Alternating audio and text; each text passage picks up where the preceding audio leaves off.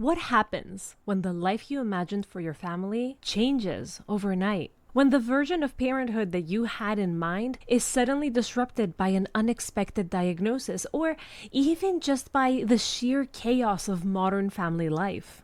Today's episode is a deeply moving, touching, and thought-provoking dialogue about intentionality, neurodiversity, grief, identity, and how to consciously shape our family's culture, especially when life doesn't go to plan. You'll hear about what it means to grieve for a future that never came, how to protect your family's emotional climate in a noisy world, and how to rewrite the narrative after your child receives a diagnosis that shifts the ground beneath your feet. Whether you're a parent navigating neurodivergence, a couple trying to stay afloat in the whirlwind of modern family life, or just someone who is wondering, am I just doing everything wrong? I promise there is something here for you. As you listen, I invite you to pay attention to two key threads. One, the power of intentional living, how designing your life on purpose can change your family's trajectory. And two, the emotional nuance of a diagnosis, how grief, guilt, societal expectations, and resilience all coexist in families navigating neurodivergence. Hi there. If this is your first time here, welcome to the Parenthood and Relationship Podcast. I'm your host, Markela Kaplani, a psychologist, a parenthood and relationship coach, and a parent myself. Together, we explore the transformative journey of parenthood and its profound impact on our relationship with ourselves, our partners, and our children, so that we can be present and show up as we envision without having to do more. Let's get into today's episode. And now, let me formally introduce our guest. Dr. Leonaura Rhodes is a physician from the UK practicing family medicine, public health, and developmental pediatrics. She moved to the USA 16 years ago and became a neurofeedback therapist and a life coach for parents and high-achieving professionals. Dr. Rhodes published Beyond Parenthood: Strategies for a Fabulous Balanced Life, a book to help parents design their life so that they can thrive while they raise children. She is a fellow podcast host, a corporate trainer, and a teacher for a large wellness platform. Today, we talk about intentionality, both in the broader sense, but also in terms of this month's theme, family culture, and honing in even deeper in what Dr. Rhodes specializes, neurodiversity, and what families can do when an unexpected diagnosis changes the status quo of the family. So, without further ado, let's welcome her onto the show. Hello, Leonora, and welcome to the Parenthood and Relationship Podcast. It's so nice to have you. It's great to be here. Thanks for inviting me on to be a guest. So, before we begin our conversation, which I am so excited about, could you tell us a little bit about yourself and what it is that you do? Yes, absolutely. So I began my career in the UK over 30 years ago now. I'm showing my age. And I began as a doctor in the National Health Service in the UK, 3 years of hospital medicine, and then I became a general practitioner, which is adult and children general medicine. It had been my dream job for many years, but I really didn't enjoy it. We were kind of seeing 40 to 60 patients a day, and there was no quality for me. You know, it was like a cattle farm. So then I changed over to public health medicine, which is all about the health needs of populations. And I did research into health issues, and I loved that. I did my master's degree when I was there. And then I had my first son. He became sick when he was 10 months old, but he'd been a bit sick before that. And I was faced with a very difficult decision. I had to stop working. His pediatrician said, "You need to be at home with this child." And it was very difficult. And so for a period of time, I had to give up a career that was a huge part of my identity and that I loved. And so I took 4 years off, retrained to be a counselor and then a coach during that time. And I coach parents of special needs children. Then returned to medicine as a developmental pediatrician. I moved to the States 16 years ago. And here I retrained to be a neurofeedback therapist and a brain health coach and mental fitness coach. And so long story short, in the last 16 years, my work has morphed a little bit. I now work with two very diverse groups. I work with parents of special needs children, and I also work with senior executives and physicians. So like really high performing professionals. So I've ended up with this slightly weird combination. I also wrote a book about 10 years ago called Beyond Soccer Mum: Strategies for a Fabulous Balanced Life. And it was the book that I felt that I had needed when I was really struggling, when my kids had both been sick, and I kind of felt I'd lost track of who I was as a human being. So that's it in short. Oh, that's wonderful. And so, because I understand the morphing and all the education and the need to learn and expand, I've had a similar kind of path myself. Yes. I wanted to ask, right now you're in two areas that seem a little bit different, but at the same time, there is a core theme in all of what it is that you've done and that you do now. Yes. What led you there as opposed to somewhere else? What's led you to morph into that particular direction? What's your passion? Yeah, that's a very good question. I mean, I trained as a coach, gosh, 19 years ago now, and I loved coaching. I loved the fact that it was about helping people, plan where they want to get to in life and really focus on being intentional.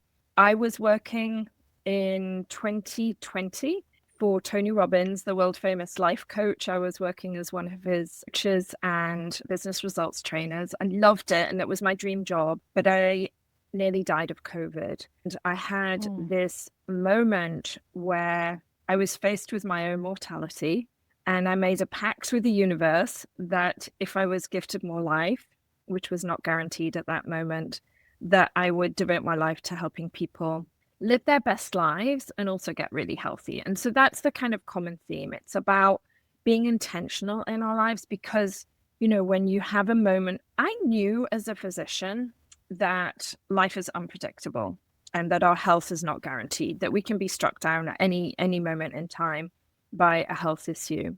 But when you actually are in it and you nearly die, it really brings it home. And so it made me focus on how do I help people be really intentional about the life that they have and live it in the best way, but also be healthy. Coming from my health background, health is a huge part of it. And that be physical and emotional health, they are the foundations of all of this stuff. But I really believe that sometimes people are kind of plodding through life, accepting what yeah. comes their way without being intentional. And I think that is a huge missed opportunity. Wow. My gosh. It is such an experience coming so close to death. Unfortunately, it's what a lot of us need in order to truly start to value life and to become more intentional, like you said. Thank you for sharing that, first of all. Yeah, you're welcome. And I also wanted to say you're the perfect guest for this August theme, which is building family culture with intention. Yeah. So, if we get into this topic and the theme this month on the podcast, I would like for you to share with us what that means to you. What is family culture and how do we build it with intention? Yeah. I think family culture is extremely important. It is what creates the environment for us to thrive as parents, but also for our children to thrive.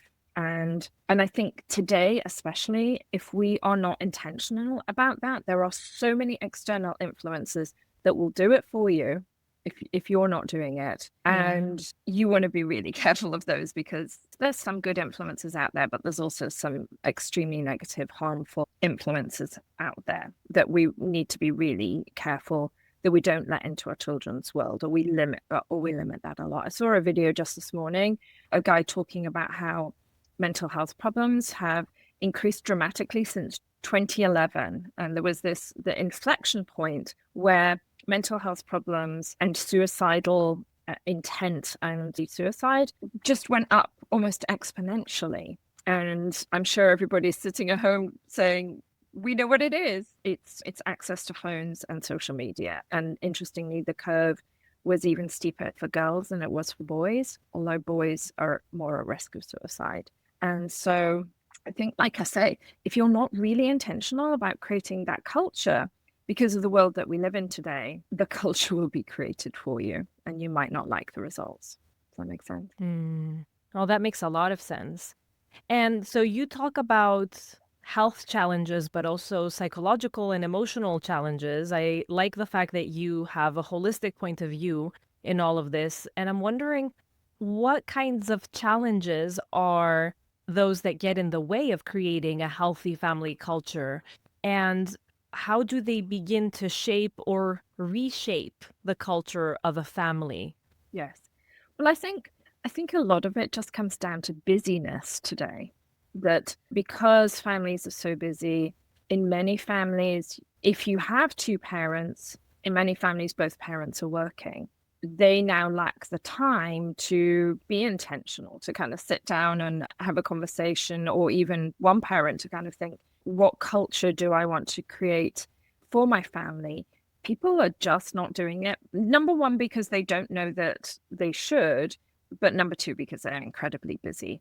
And so I think it's really important that podcasts like yours inform people about the need to do this and encourage people to take the time to really sit down and have a think about the culture that they want to create and what type of role model they want to be for their child. Yeah. You talk about neurodivergence and helping parents deal with diagnosis. Can you Yes. walk us through either a case study if something comes top of mind, or maybe just your process of what it's like for a parent who finds out that their child is different in some way?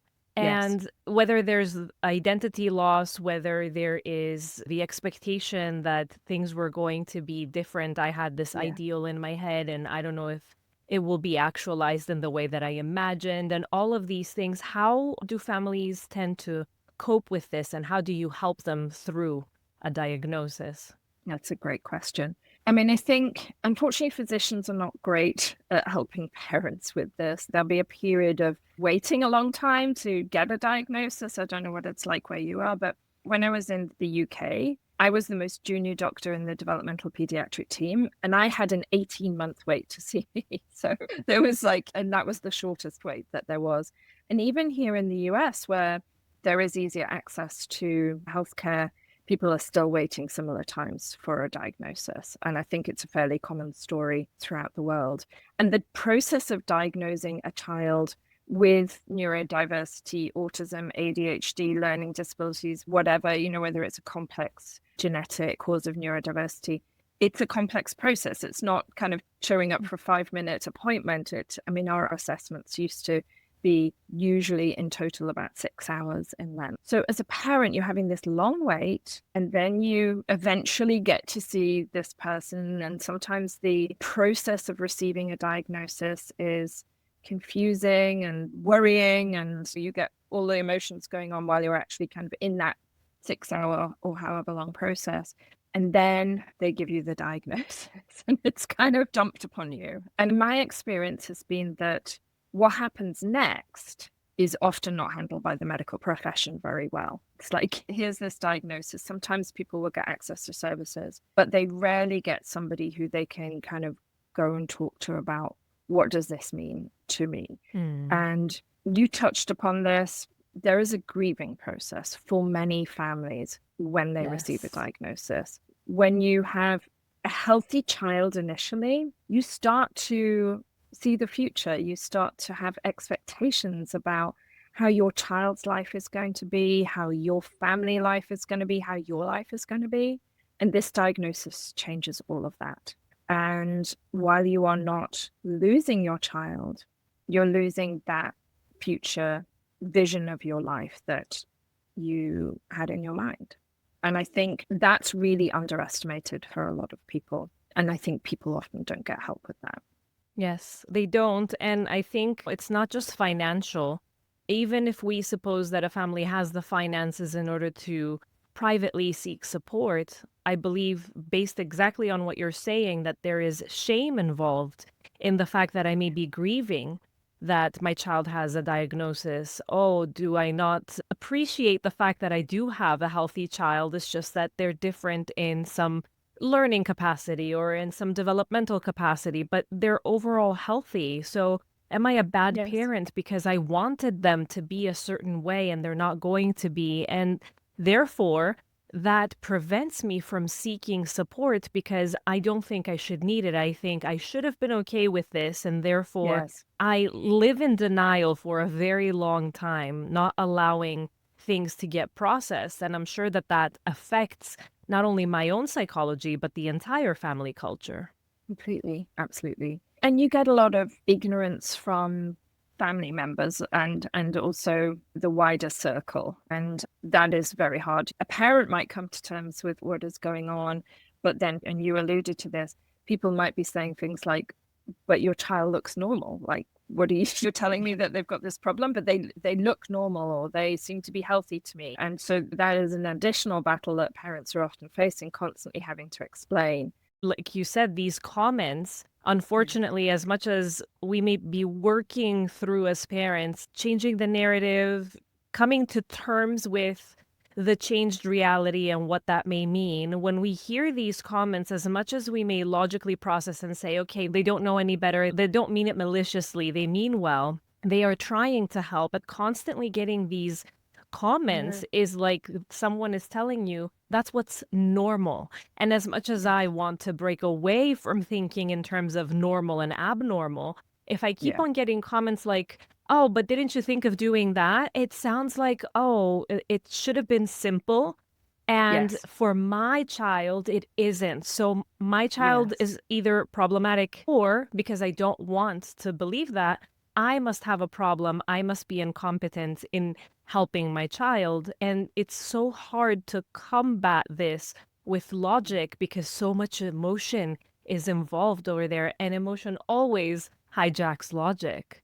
So, how do Totally. you help parents with this? Because we can't control the environment and people around us. Some parents decide that they don't want to tell their Yes. circle about the child's diagnosis. And I do want to ask, in fear of asking too many questions at the same time. So just answer whichever one makes most sense. I do want to ask not only about the inner circle and extended family, and then other people other than, let's say, the school that may need to know in order to give accommodations. Sure. But some parents decide that they don't want to tell their children. And I worked in the special education department in a school, and I had such cases where parents told me that, by the way, my child is in the program and the child is in your classroom, but he or she does not know the diagnosis, and please do not mention it.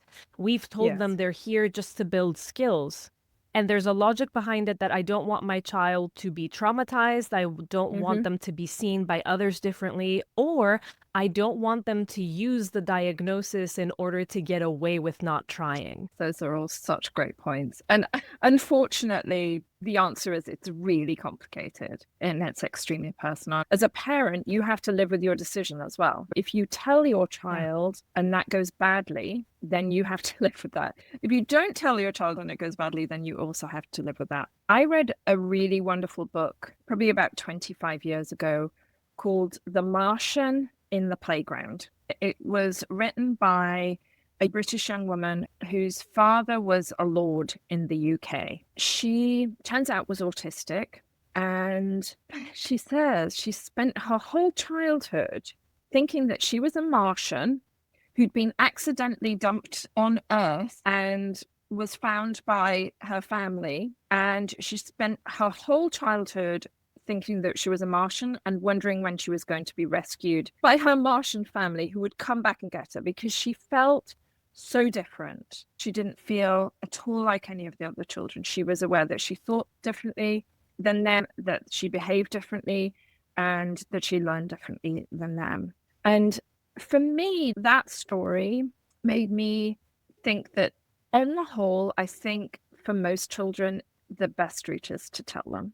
Now, when you tell them, of course, also complicated. And I think it's good if it's organic, that it's over time, that it's age appropriate. You know, you don't want to tell a 6-year-old, by the way, you're autistic and this is what autism means and this is how your brain is working differently and blah, blah, blah.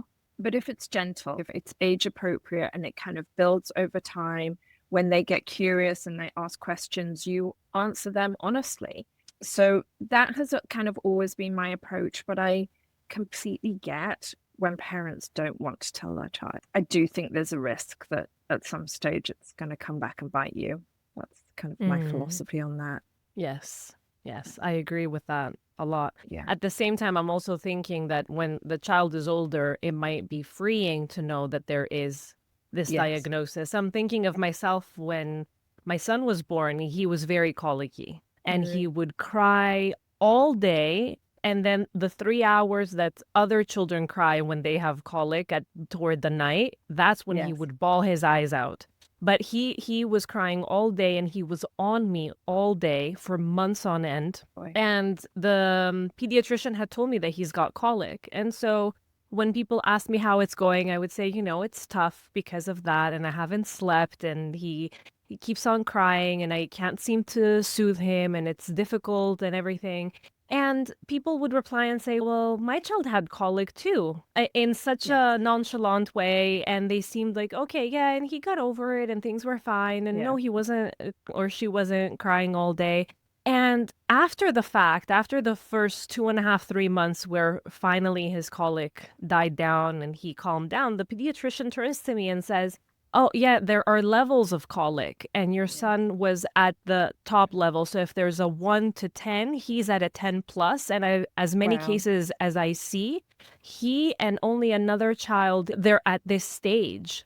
Yes. Basically, all other children are way less than what you've experienced. And so good job to you guys, for my husband and myself. You dealt with it in such a great way. You were super calm considering. And I remember feeling such rage inside me that she decided to tell me after the fact, because up until then, I felt like, okay, a lot of children have had colic. Yes. But I seem to be the one that can't tolerate and can't help my child.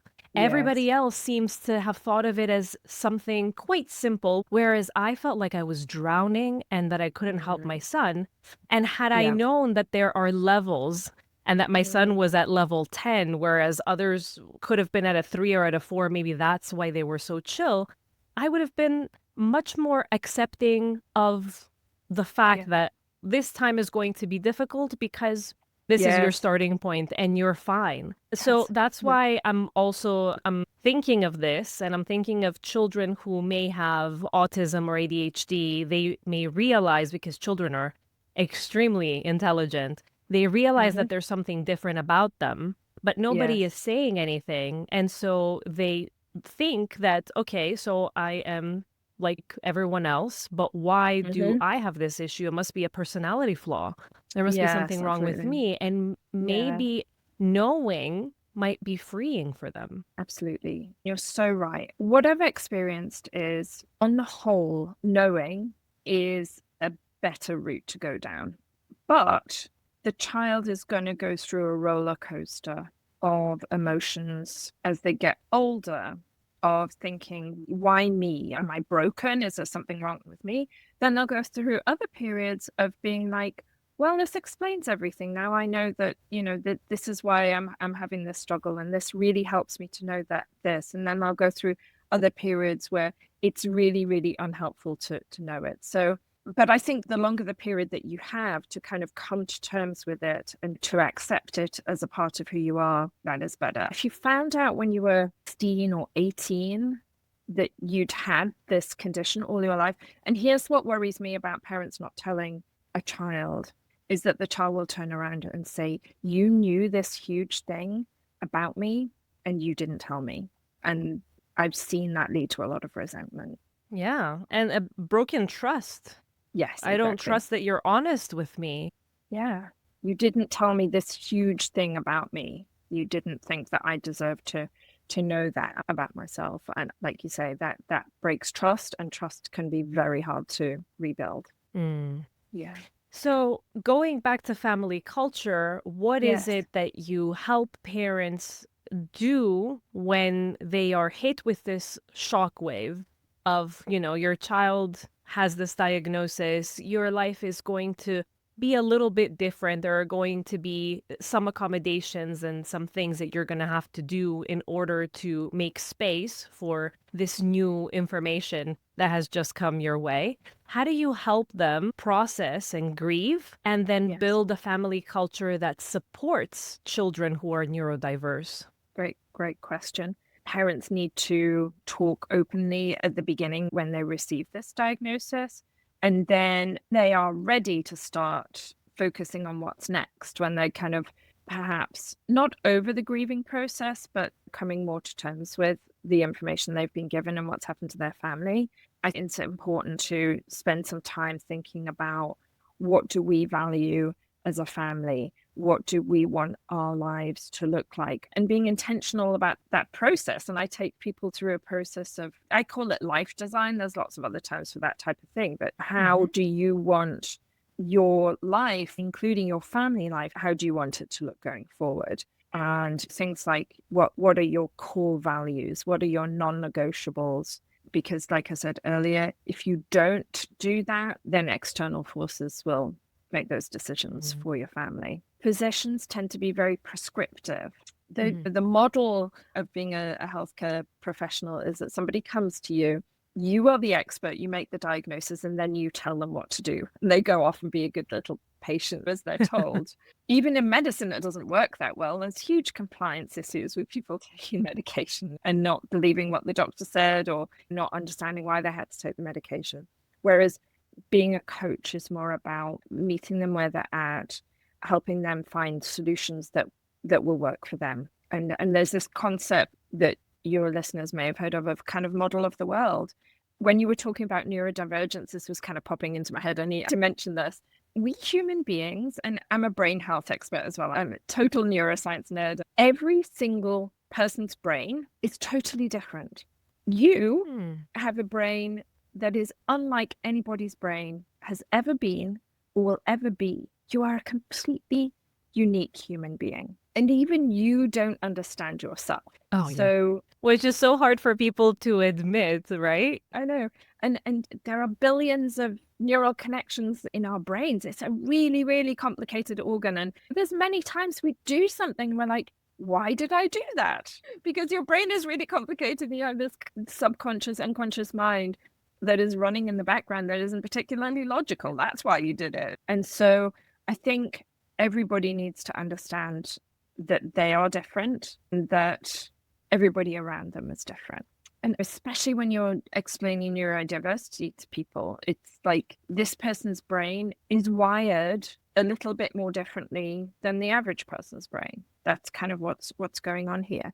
But again, there are no two autistic people, ADHD people, people with Down syndrome that are even vaguely the same. So that has to be the place to start. As adults, we have a responsibility, I believe, to understand ourselves as well as we can. And we do that through therapy or coaching or journaling or taking courses, doing personal development work. And through that process, we can understand ourselves better. And when we understand ourselves better, we can make better decisions about the life that we want to create for ourselves going forward. And back to your question, the culture that we want to create for our family. Just as no two people are alike, there are no two families that are alike. And you get to decide what the culture is going to be for your family. I love that message. And I hope that everybody is listening very carefully to what you just said, because I think that I don't know if this has always been the case in previous generations, but I do find that this generation, me included, we have been fed this idea that parenting has some kind of manual and that everybody's gotten the memo and that only we haven't gotten it. And so we get into books and podcasts and courses and prep classes and all these things, which is not bad. I'm all for further education and learning and going into that journey. But because the expectation is that this is going to make me be the perfect parent, and if I apply the Montessori method, for example, and if I do the sleep training in the particular way, and if I do all these things, then everything is going to turn out perfectly. I'm going to have a program and a schedule. I'm going to follow the guidelines and all of these things. Number one, we're very tense. Number two, we get very disappointed when Yeah. things don't pan out the way that we want. And number three, we are looking to someone else to tell us how to set up our family culture, how to lead, how to be there for our children, be gentle but not too gentle, and be present but not too present, breastfeed but not for too long. Take them to Yeah. school, but not too early, but not too late either, because they're not socialized. And there's so many things out there and so many experts that say completely different things from one another. Yes. But we still keep on looking for someone to tell us this is how a good family is. This is how a Yeah. perfect parent is. And that's the family culture you should be building. So I really, really, really appreciate the point that you're making that within a family of 3 or 4 or 5, everybody has a unique brain. The culture changes every time. I think it will change also every time another member is added, just like our Totally. identity shifts every Yeah. time another member is added to the family. And with the changing dynamic and the different brains, the culture also has to change with intention instead of we're just taken by the wind and things that are happening and we feel helpless and hopeless to Yes. create something that feels good to us. Yeah. Absolutely. Unfortunately, most families are not intentional about creating that culture. And in part, that's because they haven't been told to be. I'm 56 now. There's so many lessons that I keep kind of thinking, why didn't nobody tell me this? This is like a really big lesson. I remember when I realized that suffering was optional. I was reading a book called The Art of Happiness by the Dalai Lama. My youngest son was very sick at the time, and I was miserable. Whenever I saw a kid that was healthy, I'd be jealous of the family and the kid. It was not a good time for me. And I found this book called The Art of Happiness by the Dalai Lama. And in the book, there was a story of a mother who lost her only child, and she went to the Buddha and said, "Please give me my child back." And the Buddha said, "I will give you your child back if you bring me mustard seeds from 3 families who have never suffered and have never had loss." And of course, she traveled and she couldn't find a single person. And the moral of the story is that difficulty, pain, bad things happening are inevitable parts of life, but suffering is optional. We get to choose how long we stay in a suffering state. I remember I cried for a bit and I'm like, why did my mother not teach me this? Why are we not being taught this in school? This is like a huge thing. And the thing is that it turned out hardly anybody knew it. And the people that had learned it had kind of stumbled upon it or had come through it through study. And so there are so many things like you need to intentionally create the culture in your family most people are unaware of because nobody is. And I love that you're having these conversations because we need to be talking about this. We need to be telling people you do need to be intentional and you can have some autonomy and some control over the culture within your own family. So thank you for this work. Thank you as well for being here and for sharing all your wisdom. It's really important. I'm actually reading a book. I'm looking back, but I can't see it now. Oh, no, it's here. It's called Too Soon Old, Too Late Smart. And he does talk about the intentionality. He doesn't necessarily use these words. This is Gordon Livingston who's written it, an international bestseller. For anyone who is watching on YouTube, I'm showing the cover as well. And basically, at some point, he talks about the fact that there's a lot of things that we intend to do and a lot of things that we would love to do. And we've thought about the person that we want to be. And in that same light, we have thought about the person that we want our child to be or our children to be. But these thoughts and these wishes are just that. We have to, however, act in unison to these thoughts. We have to act in a way that supports this and builds on the intention that we have. Otherwise, it just remains a dream and something that we hope will happen. And I think that is where we miss the spot. We think that because I am, let's say, a good person and because I've read these articles and because I've studied ABC, then things are going to fall into place. But we miss that intention that you're talking about, that we actually need to function in a way that supports the intention that we have for the family culture. And Yes. we think we do, but a lot of times we just hope that things will turn Mm, out well because we have good intentions. yes. When you were talking about that, I was thinking about goal setting. You know, the research on goal setting is fascinating. If you just think about a goal and, like you said, if you just dream about it, I'm going to be a good parent. We all set out to be a good parent. Number one, we're being vague, and Hmm. vague. Our brain doesn't love vagueness. Like, what does it mean to be a good parent? There's a million things that could mean.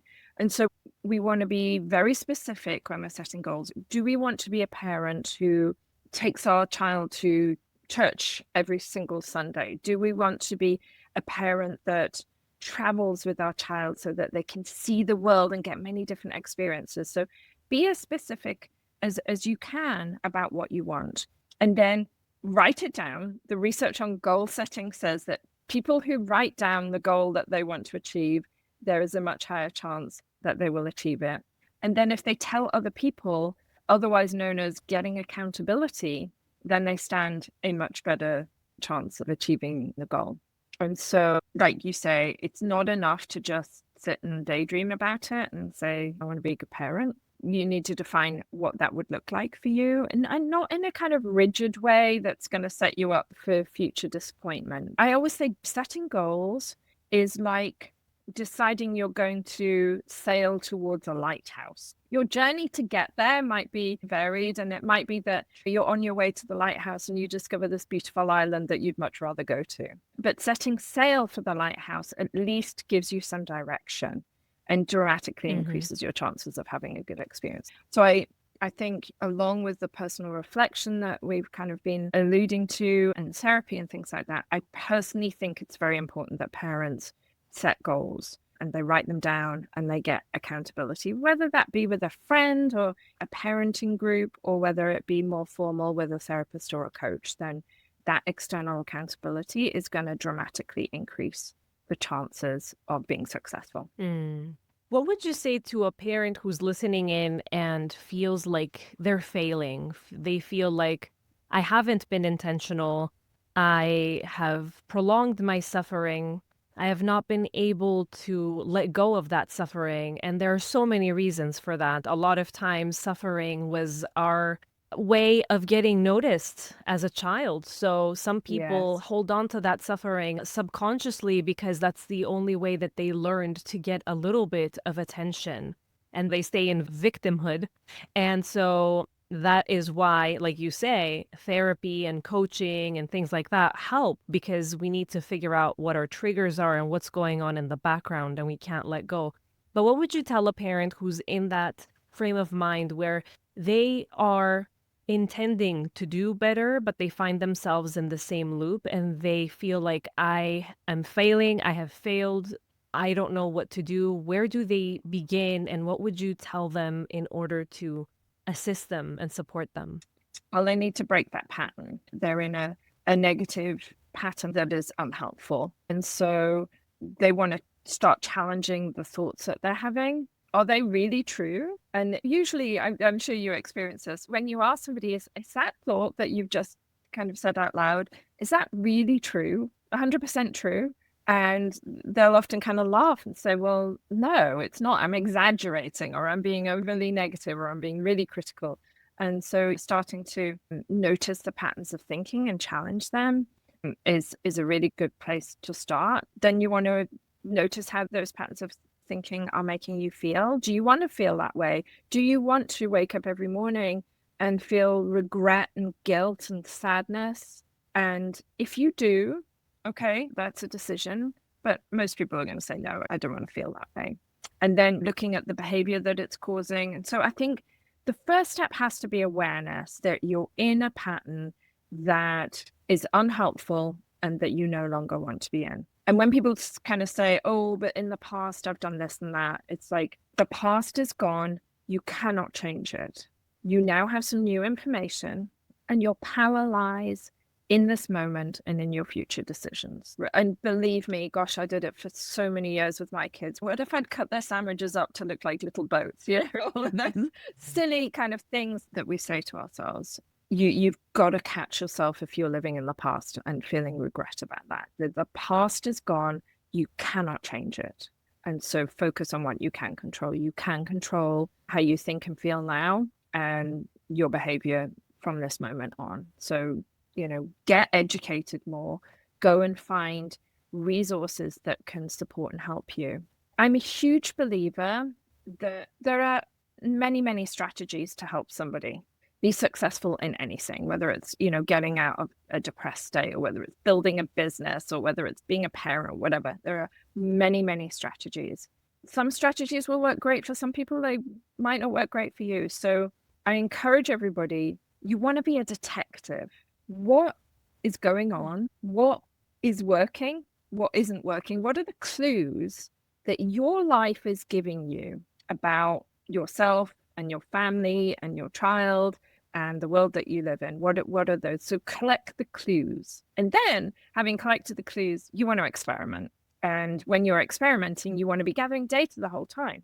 Like, if I try this strategy, does it work? And if it does work, do more of that, tweak it, make it even better. If it doesn't work, do I need to just abandon it, or do I need to tweak it? So we want to come with that attitude all the time, because going back to what I said earlier, you are a completely unique human being, and you need to find, I call it your personal success formula. You have to find what works for you, and only you can do that. The only thing I would add to that is we need to sprinkle in some compassion as well.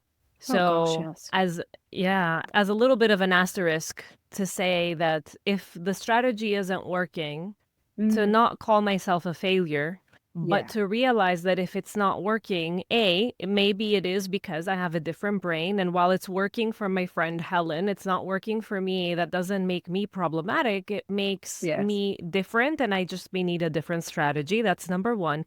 And number two, if I realize that nothing seems to be working, to then take a step back and play detective with what are my obstacles and what could be the hidden advantages, as irrational as it may sound, the hidden advantages to me being in this state. I may be maintaining a state of suffering and difficulty, a state of inability to move forward, because there may be something that is safer that way. And I need to first be tender to that part that doesn't feel safe to move forward. So there are many caveats and many asterisks. We need to be a little bit more compassionate and understanding with ourselves, and to not assume that your experience will be my experience and I can just be inspired by what you were able to achieve. And then when I try it and it doesn't work, oh my God, I must be a lost cause. Yes, I completely agree. And, I think that self-compassion, that empathy towards yourself always has to be the foundation. If you are not able to be kind to yourself, then it's going to be very hard for you to be kind to other people. When I wrote my book, Beyond Soccer Mum, and I wrote it like 12 years ago and it came out 10 years ago, this man said to me, your book's going to do really well because women are really selfish today. Ooh. It was one of those moments where he caught me off guard, and I kind of laughed and didn't know what to say. And afterwards I came up with like a great response, but in the moment I was so shocked by what he said. I was like, oh yeah, he was so wrong. Women, modern mothers especially, give everything to their children and often leave themselves being depleted. And we have to love ourselves. We have to give ourselves grace. We have to forgive ourselves. I look back, there were moments when I was so far from being a perfect parent, it's not even funny. I thought some terrible things. I behaved in some terrible ways. And I look back and I say to myself, and I say to the parents that I work with, you were doing your best in that moment in a difficult time. Mm-hmm. And we have to give ourselves grace for that. We human beings are just trying to muddle along and figure out how to survive this crazy, demanding, unfair, cruel world that we live in. And if you have moments when you weren't being your best self, then that is just being human, and you should love yourself for that. Oh, that's so beautiful. Yeah. And I'm thinking that is a beautiful message for the listeners to hold close to their hearts and keep reminding themselves when they're in a tough time and when they feel like things aren't working out and that they're failing, to know Yeah, that this is just the human experience and it's absolutely. okay. And that saying that it's okay doesn't make me do the same mistake again, which is, I think, Yeah, a common fear that if I accept yeah, this and if I'm compassionate and kind to myself about something awful I've done, then that means I am condoning it and I'm going to be yeah. doing it again. When I'm coaching the parents with special needs, in the second session, I always do this with them. So I'll say to them, before we finish, can I ask you to just take your right hand and place it over the back of your left shoulder and just give yourself a little pat on the back? And they always laugh. And then I say to them, give yourself a little hug. As parents, we don't get much recognition that we are actually doing an amazing job the majority of the time, and that we're doing our best, and that we're working really hard, and that it's really hard. Being a parent's the hardest job on the planet. And so we need to take a moment every now and again to just give ourselves a little pat on the back and a little hug. I'm hoping that as people are listening, they are patting themselves on the back and giving themselves a little hug. I would love for you to share with us where people can find you if they want to keep in touch, if they want to ask you any questions, if they would like to work with you. I'd love that. I'd love that. So most things are through my main website, which is drleonaurarhodes.com. It's a funny spelling, so do check out the spelling and the podcast notes. I'm pretty active on social media. I'm often posting on Instagram and Facebook, a bit on LinkedIn as well. I'll Yeah. definitely have all the links and all the ways that you can find Dr. Leonaura Rhodes and all platforms on her website. These are all going to be in my show notes, so don't miss out. Thank you so much for being here, for sharing your wisdom, for having this wonderful conversation that I think opened up a lot of things, a lot of different ways to perceive and consider the way that we go through life, whether Yeah. that is if we are not intentional or if we are maintaining the suffering, and how it is that we can compassionately break those patterns. Thank you. Yeah. Thank you. And thank you for all the work that you're doing. It's much needed today. Thank you. Bye. Bye bye.